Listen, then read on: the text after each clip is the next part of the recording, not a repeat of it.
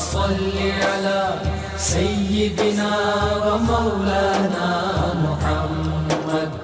وعلى بسم اللہ الرحمن الرحیم۔ السلام علیکم ناظرین و سامعین کرام۔ پروگرام یاد الہی میں روزانہ عظیم ہستیوں کے تذکارے پاک کیے جاتے ہیں اور اس کے ساتھ ساتھ کچھ ایسے موضوعات پر گفتگو ہوتی ہے جن سے آپ کو رہنمائی حاصل ہوتی ہے۔ آج بہت ہی اہم موضوع اور وہ ہے الہام اور وسوسے کا مفہوم اور ان کے احکام و مسائل۔ اس سے پہلے کتاب الشفا سے آج کا وظیفہ، اور آج کا وظیفہ استخارے کی شکل میں۔ استخارے کے فوائد کیا ہیں، طریقہ کیا ہے، استخارہ کا لفظی معنی کیا ہے، شریعت میں استخارہ سے کیا مراد ہے۔ استخارے کا لفظی مطلب ہے کسی معاملے میں خیر اور بھلائی طلب کرنا۔ خیر سے ہی استخارہ ہے، کسی بھی معاملے میں خیر اور بھلائی کا طلب کرنا، یہ استخارہ ہے، اس کا لفظی معنی ہے۔ اور یہ ایک مسنون عمل ہے، یعنی نبی رحمت صلی اللہ علیہ وآلہ وسلم خود بھی استخارہ فرمایا کرتے تھے، استخارہ کیا کرتے تھے، صحابہ کرام علیہم الرضوان کو بھی تلقین فرمایا کرتے تھے، حتیٰ کہ صحابہ کرام علیہم الرضوان تو فرماتے ہیں کہ آقا کریم صلی اللہ علیہ وآلہ وسلم ہمیں استخارے کی تعلیم بھی یوں ہی ارشاد فرمایا کرتے تھے، یوں ہی تعلیم دیتے تھے استخارے کی بھی، جیسے قرآن مجید فرقان حمید کی ہمیں تعلیم نبی رحمت صلی اللہ علیہ وآلہ وسلم دیتے تھے۔ اور استخارہ مسنون عمل ہے، چونکہ اس کا طریقہ اور استخارے کی دعا یہ نبی رحمت صلی اللہ علیہ وآلہ وسلم سے احادیث مبارکہ میں منقول ہے، موجود ہیں، روایت کی گئی ہیں۔ عام لوگوں میں، عوام الناس میں استخارے کے مختلف طریقے رائج ہیں، مثلا قرآن مجید فرقان حمید سے استخارہ کرنا۔ اس میں پہلے 2 رکعت نفل ادا کیے جاتے ہیں، پھر قرآن مجید فرقان حمید کو کھولا جاتا ہے، تو کھول کر سب سے پہلے جس آیت مبارکہ پر نظر پڑتی ہے، مشاہدہ ہوتا ہے، وہ استخارہ کی تعبیر ہوتی ہے۔ یہ عام ایک طریقہ عام طور پر رائج ہے،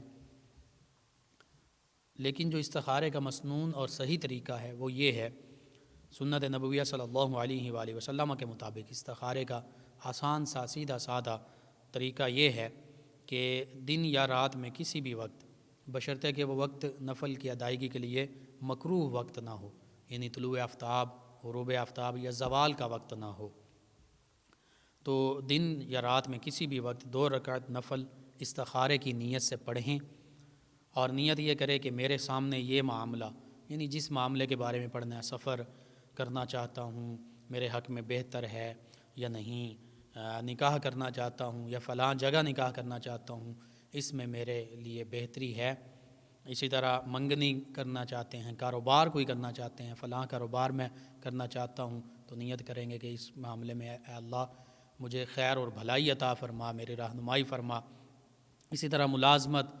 کے حوالے سے، یا مکان خریدنا چاہ رہے ہیں، بنانا چاہ رہے ہیں، دکان خریدنا چاہ رہے ہیں، دکان کا کوئی کام کرنا چاہ رہے ہیں، ہر حوالے سے، ہر نیک اور جائز، لیکن جو فرض معاملات ہیں ان میں استخارہ نہیں ہوگا کہ میں نماز پڑھنا چاہوں یا نہیں،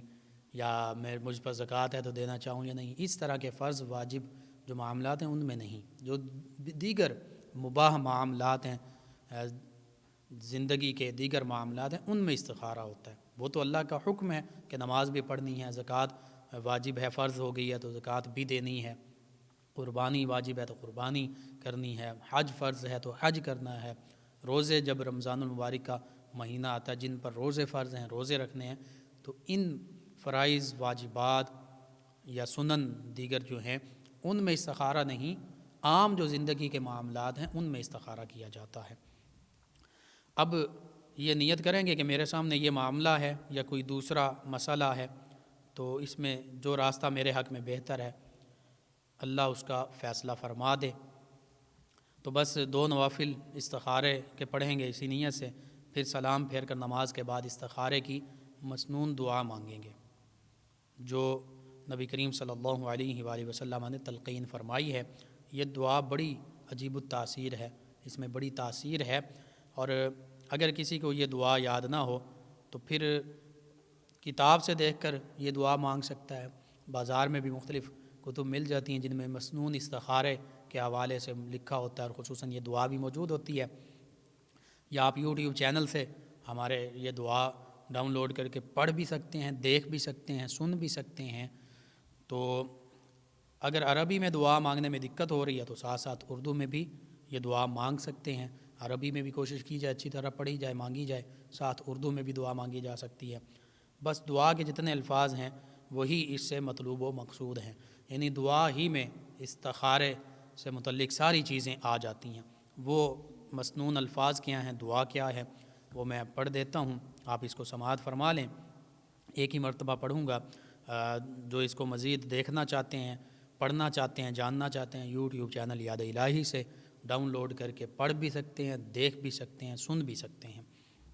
دعا یہ ہے، اللہم انی استخیرک بعلمک واستقدرک بقدرتک واسألک من فضلک العظیم فإنک تقدر ولا اقدر وتعلم ولا اعلم وانت علام الغیوب اللہم ان کنت تعلم ان هذا الامر خیر لی فی دینی ومعاشی وعاقبت امری وعاجلہ وآجلہ فاقدرہ لی ویسرہ لی ثم بارک لی فیہ وإن كنت تعلم أن هذا الأمر شر لي في ديني ومعاشي وعاقبة أمري وعاجله وآجله فأصرفه عني واصرفني عنه واقدر لي الخير حيث كان ثم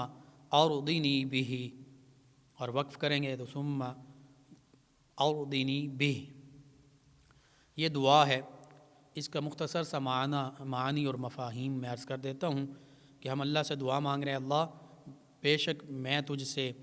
خیر چاہتا ہوں، بھلائی کا طلبگار ہوں، تیرے علم، تیری قدرت کے حوالے سے، اور میں تجھ سے سوال کرتا ہوں تیرے فضل عظیم کا، بے شک تو ہی تقدیر کے بارے میں جانتا ہے، میں نہیں جانتا، تو ہی ہر معاملہ جو ہے وہ مقرر فرماتا ہے، اور تو ہی جانتا ہے، میں نہیں جانتا، تو علام الغیوب ہے۔ اے اللہ، اگر یہ معاملہ میرے حق میں بہتر ہے، میرے دینی حوالے سے، میرے معاش کے حوالے سے، میری عاقبت آخرت کے حوالے سے،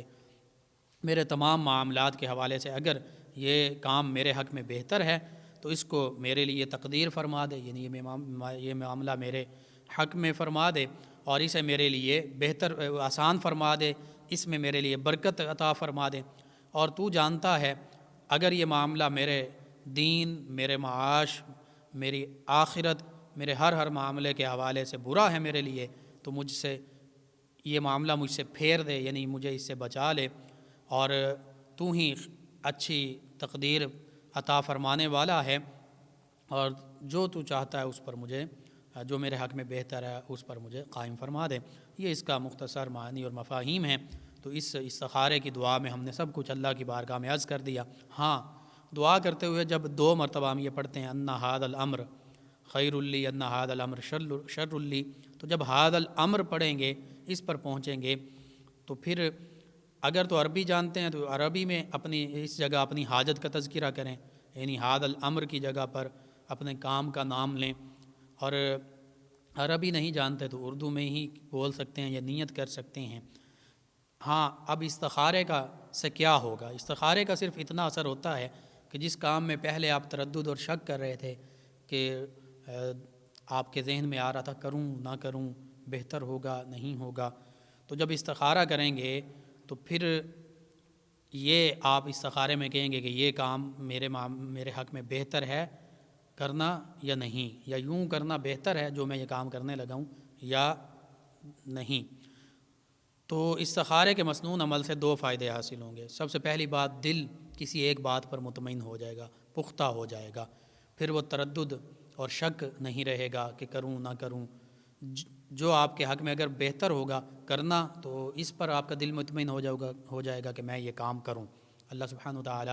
اس پر دل کو آپ کے جما دے گا، اور اگر نہ کرنا بہتر ہوگا تو اللہ سبحانہ وتعالی اس بات پر جما دے گا، یہ بات آپ کے دل میں پختہ فرما دے گا کہ یہ میں کام نہ کروں۔ دوسرا، اس مصلحت کے اسباب میسر آ جائیں گے، یعنی جو آپ کام کرنا چاہتے ہیں جب آپ کا دل اس بات پر پختہ ہو جائے گا استخارے کے ذریعے سے، تو پھر اللہ سبحانہ وتعالی خیر کا معاملہ فرماتے ہوئے، کیونکہ استخارہ خیر ہے تو اس کے اسباب بھی آپ کو آسانی سے عطا فرما دے گا۔ تاہم اس مطلوبہ معاملے کے حل کی صورت یہ مکمل واقعہ کا خواب میں آنا ضروری نہیں۔ بعض کا لوگ کہتے ہیں کہ خواب میں پتہ چل جائے، رنگ نظر آ جائیں، یہ وہ، تو یہ مسنون طریقے میں یہ نہیں ہے۔ استخارے میں صرف یکسوئی کا حاصل ہونا یہ استخارے کے مقبول ہونے کی دلیل ہے، یعنی یکسوئی حاصل ہو جائے گی، آپ کا تردد شک ختم ہو جائے گا، یکسوئی کے ساتھ آپ کے دل میں یہ بات بیٹھ جائے گی کہ یہ کرنا ہے یا نہیں کرنا، دونوں میں سے ایک معاملہ آپ کے لیے پختہ ہو جائے گا، یکسوئی اس پر آپ کو مل جائے گی، آپ کا ذہن اور دل یہ مانے گا کہ میں یہ کروں یا نہ کروں۔ تو اس حوالے سے یہ استخارے کی دعا اور یہ عمل جو ہے خود بھی اپنے تمام معاملات جو ضروری معاملات ہوتے ہیں، نکاح ہے، اسی طرح کاروبار ہے، ملازمت ہے، دکان یا کاروبار کرنا چاہ رہے ہیں، کوئی بھی معاملہ سفر کرنا چاہ رہے ہیں، تو اس معاملے میں لازمی استخارہ کیجئے، اور سب سے بہتر یہی ہوتا ہے کہ انسان خود استخارہ کرے تاکہ اسے پتہ چل جائے، اس کا خود اپنا دل جو ہے وہ اس بات پر کرنے یا نہ کرنے پر قائم ہو جائے، پختہ ہو جائے، یہ سب سے بہتر ہوتا ہے۔ تو اس حوالے سے آپ خود استخارے کا طریقہ جو ہے اور دعا جو ہے اس کو اپنا معمول بنائیے، اب امت مسلمہ تک پہنچائیے، اپنے اعزاء، اقرباء، دوست، احباب، رشتہ دار، پڑوسیوں، محلے داروں کو، امت مسلمہ کو بتائیے۔ انشاءاللہ میرے آپ کے ہمارے بتانے سے اگر کسی بھی ہمارے مسلمان بہن بھائی کا فائدہ ہوتا ہے تو یہ ہمارے لیے بھی دین و دنیا آخرت میں فائدے اور بھلائی کا باعث ہوگا، اور ضرور ہر نیک جائز کام کا جب ہم آغاز کرنے لگیں، یعنی جو حرام نہیں ہے، جس سے منع نہیں کیا گیا، اس میں ضرور آپ استخارہ کیجئے، اللہ سبحانہ و تعالی ہمیں بھلائی عطا فرمائے گا۔ اللهم صل على سيدنا ومولانا محمد وعلى ناظرین سامعین، الہام اور وسوسہ، ان دونوں میں موازنہ، ان میں فرق کیا ہے، اس پر مختصر بات ہوگی۔ الہام کا معنی ہے ابلاغ کرنا، پہنچانا، یا دل میں کوئی بات القاء کرنا، دل میں کوئی بات ڈال دینا، دماغ میں کوئی بات ڈال دینا، اور عام طور پر اس سے مراد یہ ہے کہ اللہ سبحانہ و تعالیٰ کی طرف سے کسی شخص کے دل میں بات ڈالنا۔ اب اس کا ذریعہ فرشتے بھی ہو سکتے ہیں۔ اسی طرح وسوسہ جو ہے، وسوسہ کا معنی ہے کسی معصیت، کسی گناہ کے خیال یا عمل کو دل میں ڈالنا، اب یہ شیطان کی طرف سے ہوتا ہے، اور جنات میں سے جو شیاطین ہیں ان کی طرف سے ہوتا ہے، اور شیطان انسان کے دل میں اللہ سبحانہ و تعالیٰ کی نافرمانی القاء کرتا ہے، وسوسے ڈالتا ہے کہ گناہ کا کام کیا جائے، اللہ کی نافرمانی کی جائے، حتیٰ کہ گناہوں کو بڑا اپنی دانست میں وہ خوشنما بنا کر پیش کر رہا ہوتا ہے، اور یوں دکھا رہا ہوتا ہے کہ جیسے گناہ ہی نہیں، گناہ تو بڑی اچھی چیز ہے، اور اس گناہ کے کام کو خوشنما بنا کر جب انسان کو اس برائی کی جانب راغب کرتا ہے تو اسے وسوسہ کہتے ہیں۔ قرآن مجید فرقان حمید میں وسوسے کا بھی ذکر ہے، سیدنا آدم علیہ السلام کا جہاں تذکرہ ہے، فوسوس لہم الشیطان، سارا یہ ڈیٹیل کے ساتھ سورہ بقرہ میں بھی، اسی طرح آگے سورہ اعراف میں بھی، دیگر صورتوں میں، اور یعنی شیطان وسوسہ ڈالتا ہے۔ اس کے ساتھ ساتھ الہام کا ذکر بھی مختلف جگہوں پر ہے، خصوصاً سورۃ الشمس میں بھی اس کا ذکر آیا ہے، فَأَلْهَمَهَا فُجُورَهَا وَتَقْوَاهَا۔ اب یہاں پر فجور اور تقوی دونوں کے لیے الہام ہی کا ذکر ہوا ہے، یعنی برائی یا گناہ جو ہے اس کے بارے میں اگر شیطان انسان کے دل میں کوئی بات ڈالتا ہے، برائی کا ارادہ ڈالتا ہے، تو وہ فجور کا الہام ہے، وہ گناہ کی طرف گامزن کرنے اور گناہ کے کام پر لگانے کا ایک الہام ہے، القاء ہے، بات ہے۔ اسی طرح وتقواہ، اگر اللہ کی طرف سے، اللہ کے فرشتوں کی طرف سے نیکی کی جانب راغب کرنے کا خیال دل میں ڈال دیا جائے تو وہ تقوی کا الہام ہے، فَأَلْهَمَهَا فُجُورَهَا وَتَقْوَاهَا۔ اللہ سبحانہ وتعالی اور اس سے پہلے فرماتا ہے وَنَفْسٍ وَمَا سَوَّاهَا، قسم ہے نفس کی، انسانی جان کی، انسان کے نفس کی، ضمیر بھی اس کو کہہ سکتے ہیں کہ ضمیر بعض اوقات زندہ ہوتا ہے، بعض اوقات کہتے ہیں کہ ہمارا ضمیر یا کسی کا ضمیر مر چکا ہے، تو اللہ نے فرمایا وَنَفْسٍ وَمَا سَوَّاهَا، قسم ہے نفس کی اور اسے درست کرنے کی۔ پھر فرمایا فَأَلْهَمَهَا فُجُورَهَا وَتَقْوَاهَا، پھر اللہ نے اس نفس کو برائی سے بچنے اور پرہیزگاری اختیار کرنے کی سمجھ عطا فرمائی، الہام عطا فرمایا۔ یعنی انسان کی جو سرشت ہے اور جو نیکی کرنے کا ایک جذبہ ہے اور اسی طرح برائی سے بچنے کا جذبہ ہے، یہ دوسری جانب برائی پر آمادہ کرنے کا جو خیال پیدا ہوتا ہے، تو اس حوالے سے اللہ سبحانہ وتعالی نے فرمایا کہ یہ نفس کی طرف سے بھی ہو سکتا ہے کہ اللہ سبحانہ وتعالی نفس کو درست بھی فرماتا ہے اور نفس کی طرف اب نیکی، تقوی، پرہیزگاری اور دوسری جانب برائی اور گناہ دونوں کا الہام ہو سکتا ہے، دونوں کی القاء ہوتی ہے۔ اگر تو اچھی چیز نیکی کا القاء ہو، نیکی کا خیال دل میں آ جائے، تو اس کا مطلب یہ اللہ سبحانہ وتعالی کی طرف سے ہے اور اللہ کے جو فرشتے مقرر ہیں ان کی طرف سے ہے۔ اور اگر اس کے برعکس برا خیال دل میں آئے، برائی کا ارادہ دل میں بیٹھ جائے، تو پھر اس کا مطلب یہ ہے وہ شیاطین کی طرف سے ہے۔ اسی طرح امام ابو منصور علیہ رحمہ انہوں نے تو وسوسے کے بارے میں یہ لکھا کہ شیطان انسان کے دل میں ایسی باتیں ڈالتا ہے جن سے وہ اپنے دین میں حیران ہو جاتا ہے۔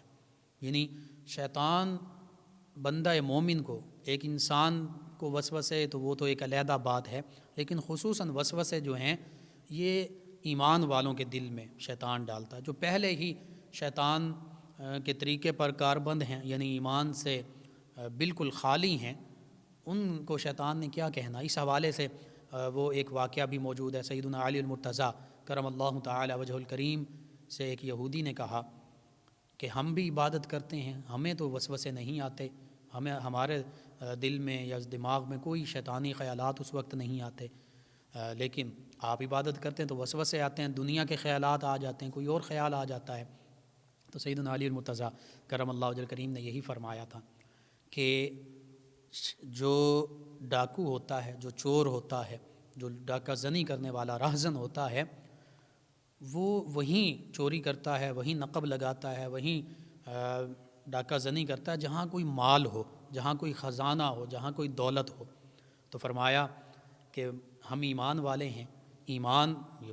سب سے بڑا خزانہ ہے، دولت ہے، تو شیطان جو ہے سب سے بڑا چور ہے، ڈاکو ہے، ایمان پر ڈاکہ ڈالتا ہے، تو ہمارے پاس ایمان ہے، ایمان کی دولت ہے، ایمان کا خزانہ، اسی لیے وہ وسوسے کے ذریعے ڈاکہ ڈالنا چاہتا ہے، وسوسے ڈالتا ہے، لیکن تمہارے پاس چونکہ وہ ایمان کی دولت نہیں ہے، اس لیے شیطان تمہیں وسوسوں میں مبتلا ہی نہیں کرتا۔ اور حقیقت بھی یہی ہے کہ بندہ مومن کو شیطان جو ہے وسوسوں میں مبتلا کرتا ہے، تاکہ صحابہ کرام علیہم رضوان بھی عرض کیا کرتے کہ ہمیں وسوسے آتے ہیں۔ آقا کریم صلی اللہ علیہ وآلہ وسلم نے فرمایا یعنی جو شیطان کی طرف سے آئیں، خود بخود نہیں، خود بخود برے خیالات کی جانب اپنا خیال لے جانا یہ نہیں، یہ تو ہمارے نفس کی طرف سے ہوتا ہے کہ ہم خود چاہ رہے ہوتے ہیں اور ہم خود خیالات اور اس جانب خیالات ہمارے دل میں آ رہے ہوتے ہیں، ہم اس طرف خیال اپنا لے جاتے ہیں برائی کی طرف، یہ نہیں، یہ ہمارے اپنے نفس کی شرارت ہوتی ہے۔ لیکن جو خود آتے ہیں ہم ان کی طرف دھیان نہیں لے جا رہے ہوتے، خود بخود ہمارے دل میں یا دماغ میں ڈالے جا رہے ہوتے ہیں، یہ شیطان کی طرف سے ہوتے ہیں۔ تو صحابہ کرام علیہم رضوان نے بھی یہ عرض کیا آقا کریم صلی اللہ علیہ وآلہ وسلم کی بارگاہ میں کہ اس طرح کے وسوسے آتے ہیں، تو آقا کریم صلی اللہ علیہ وآلہ وسلم نے فرمایا کہ جو شیطان کی طرف سے آتے ہیں یہی تو صریح اور کھلا ایمان ہے، یہی تو واضح ایمان ہے کہ شیطان جو ہے وہ وسوسے ڈال رہا ہے، تو جہاں ایمان کی دولت ہے وہیں پر وہ شیطان اپنا وار کرنا چاہتا ہے۔ بہرحال نبی کریم صلی اللہ علیہ وآلہ وسلم کی حدیث مبارکہ میں یہ موجود ہے کہ بے شک شیطان انسان کے جسم میں یوں دوڑتا ہے، یوں موجود رہتا ہے جیسے خون انسان کے جسم میں گردش کرتا ہے، دوڑتا ہے۔ تو خون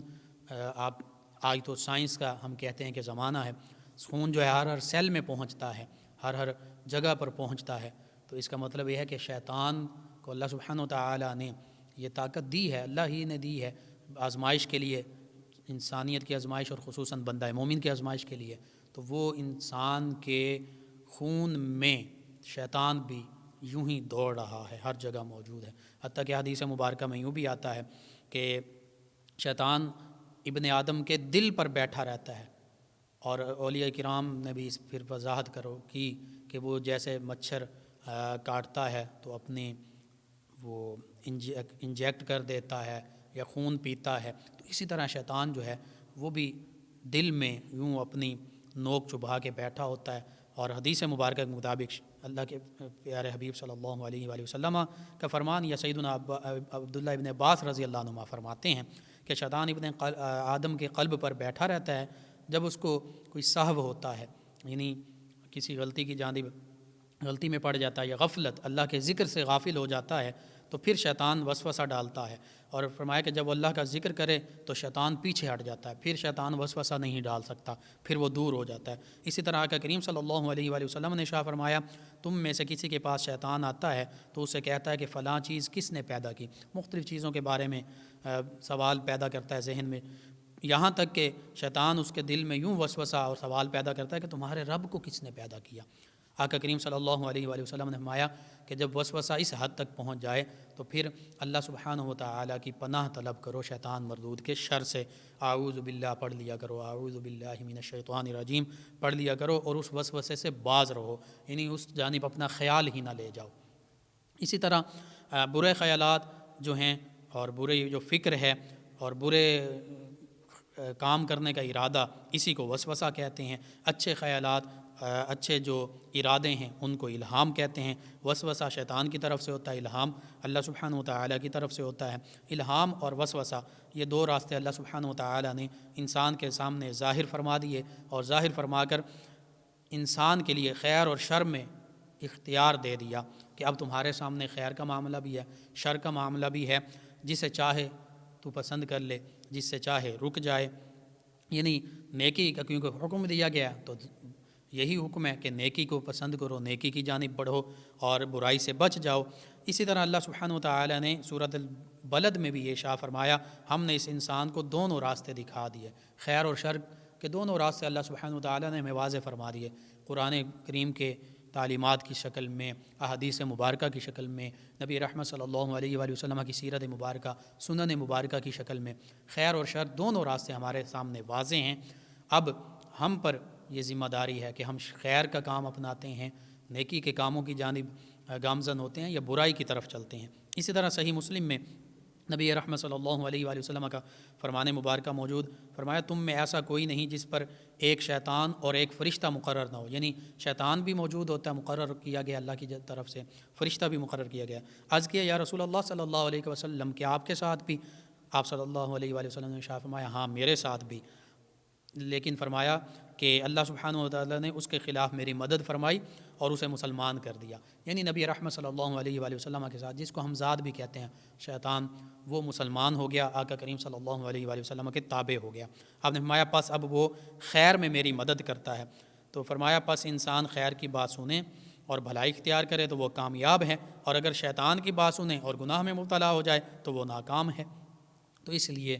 اگر ہمارے دل میں الہام کیا جاتا ہے اللہ سبحانہ و تعالیٰ کی طرف سے یا فرشتوں کی طرف سے نیکی کی بات ڈالی جاتی ہے تو پھر اس پر ہمیں متوجہ ہونا چاہیے، وہ نیکی کا کام کرنا چاہیے۔ لیکن اس کے برعکس شیطان کی جانب سے، شیاطین کی جانب سے برے خیالات ڈالے جاتے ہیں، وسوسے ڈالے جاتے ہیں، اور جو قرآن و سنت اور اسلام کی تعلیمات کے بالکل مخالف ہوتے ہیں تو پھر ان سے ہمیں بچنا چاہیے۔ اسی طرح اللہ سبحانہ و تعالیٰ نے فرما دیا سورۃ الشمس میں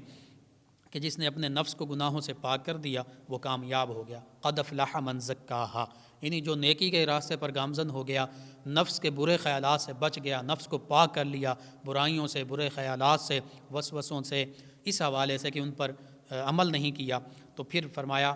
قد افلح من زکاہا، وہ کامیاب ہو گیا جس نے اپنے نفس کو پاک کر لیا، تزکیہ باطن کر لیا، تزکیہ نفس کر لیا۔ وقد خاب من دساہا، فرمایا جس نے اپنے نفس کو گناہوں سے آلودہ کر دیا وہ ناکام ہو گیا۔ اسی طرح سیدنا عبداللہ ابن عباس رضی اللہ عنہما اس آیت کریمہ کی تفسیر میں فرماتے ہیں کہ آقا کریم صلی اللہ علیہ وآلہ وسلم نے ارشاد فرمایا کہ اللہ تعالیٰ مومن متقی کے دل میں تقوی ڈال دیتا ہے اور فاجر کے دل میں اس کا فجور ڈال دیتا ہے، انہی شیاطین کے ذریعے سے فاجر کے دل میں فجور ڈالا جاتا ہے، فرشتوں کے ذریعے سے الہام اور اچھی بات ڈالی جاتی ہے، تقوی ڈالا جاتا ہے۔ اس لیے فرمایا ہمیں چاہیے کہ تقوی کا راستہ اختیار کریں اور فسق و فجور سے بچیں۔ اور پھر مختصراً بات یہ ہے کہ اگر اللہ سبحانہ و تعالیٰ اور فرشتوں کی جانب سے ہمارے دل میں جو بات القاء کی جا رہی ہو الہام کی صورت میں، اور پھر ہمیں کیسے پتہ چلے کہ یہ الہام ہے یا وسوسہ؟ اس کے لیے کسوٹی جو ہے، معیار جو ہے، ترازو جو ہے، وہ اسلامی تعلیمات ہیں، قرآن و سنت کی تعلیمات ہیں، اللہ اس کے پیارے حبیب صلی اللہ علیہ وآلہ وسلم کے احکامات ہیں۔ آپ جو بھی آپ کے دل میں بات آئے، آپ کو کیسے پتہ چلے کہ یہ الہام ہے یا وسوسہ، یعنی اچھی بات ہے یا بری بات ہے؟ تو آپ قرآن و سنت کی تعلیمات کے مطابق اس پر غور کریں کہ وہ قرآن و سنت کے موافق ہیں یا مخالف ہیں۔ اگر موافق ہیں تو اس کا مطلب وہ الہام ہے، وہ اچھی بات ہے۔ اگر مخالف ہیں تو اس کا مطلب وہ وسوسہ ہے، وہ بری بات ہے، اس سے رک جائیں۔ جب موافق ہوں گی تو اس پر عمل کریں، جب مخالف ہوں گی تو اس سے رک جائیں۔ مختصراً یہ کہ بعض اوقات شیطان کی طرف سے برے خیالات، برے ارادے، گناہ کے کام بڑے آسان اور بڑے خوشنما دیدہ زیب طریقے سے، اور یہ بات ذہن میں ڈار ہوتا ہے کہ نہیں یہ تو گناہ کا کام نہیں ہے، تھپکی دے رہا ہوتا ہے۔ اب قرآن و سنت کی روشنی میں ہم دیکھیں گے کہ کیا واقعتاً یہ اچھے کام ہیں، یہ برے کام ہیں۔ قرآن و سنت یہی ہماری رہنمائی کرتا ہے کہ یہ برے کام ہیں تو ہم ان سے رک جائیں گے اور یہ وسوسہ ہے۔ لیکن اگر اس کے برعکس وہ اچھے کام ہیں، حقیقت میں قرآن و سنت کی روشنی میں پرکھیں گے تو پھر ہم وہ کر لیں گے۔ اسی طرح ان وسوسوں سے بچنے کے لیے سورہ فلق پڑھی جائے، سورہ ناس پڑھی جائے، آیت الکرسی پڑھی جائے، قل جو ہیں چاروں قل وہ پڑھے جائیں، اعوذ باللہ من الشیطان الرجیم یہ پڑھی جائے۔ انشاءاللہ اللہ سبحانہ وتعالی وسوسوں سے اپنی حفظ و امان میں رکھے گا۔ اور خصوصاً یا حی یا قیوم برحمتک استغیث، اس کا ورد کیا جا سکتا ہے، باوضو رہا جائے، نماز پڑھی جائے، قرآن کریم کی تلاوت کی جائے، درود پاک کی کثرت کی جائے۔ اللہ سبحانہ وتعالی سے دعا ہے کہ اللہ سبحانہ وتعالی ہمیں اپنی طرف سے اور فرشتوں کی طرف سے الہام عطا فرمائے، الہام کی دولت سے نوازے، اور شیاطین کے جو وسوسے ہیں اگرچہ وہ آتے ہیں بندہ مومن کے سامنے شیطان کی طرف سے،